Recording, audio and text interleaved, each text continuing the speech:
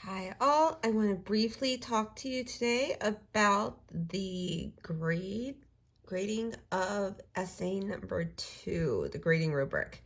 So we go into modules and I'm going to go into student view.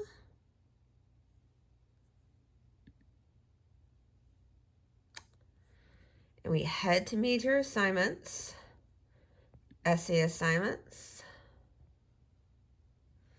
You see my dog stuff in the background. And then we scroll down, essay 1, done. So now we're in essay 2. We have the problem articles that you can start looking at and also use. We have 3 examples that you should take some time to look over. We've got the whole essay 2 analysis and discussion. Let me go back here. But then grading criteria and checklist. All right, so this also is out of 100 points.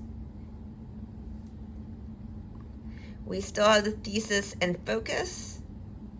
So look at those questions and self-assess your paper as you're going through. I would recommend looking through this grading rubric before your draft, after you do your first draft, as you're looking at the peer reviews, and then again after you've done your revisions. Before you hit submit, do a self-assessment and really work through your paper and ask these questions of your paper.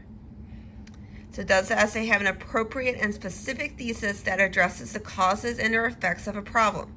And do main points and body paragraphs relate to and develop the thesis?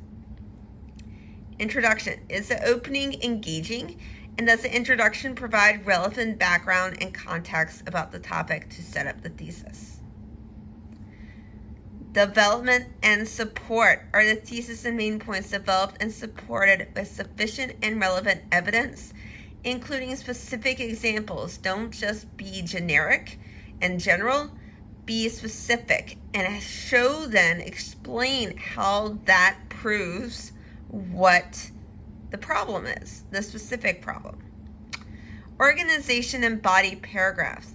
I want to make sure that there is a clear intro, body paragraph, and conclusion. Conclusions sometimes some either forget or it's really hardly there. Make sure there are delineated, we can see that there are all these parts of an essay in your final draft. And in our body paragraphs focused on specific main points that are clearly stated in topic sentences. So make sure that you're creating that focus and having that organization of your essay paragraphs with clear and specific topic sentences. Conclusion. I want you to have a conclusion that revisits the thesis and main points and explores the larger implications of the topic. As I mentioned before, you could start talking solutions in your conclusion. And you want to be also discussing the so what. Why does this matter? Why should we care? Address that in your conclusion.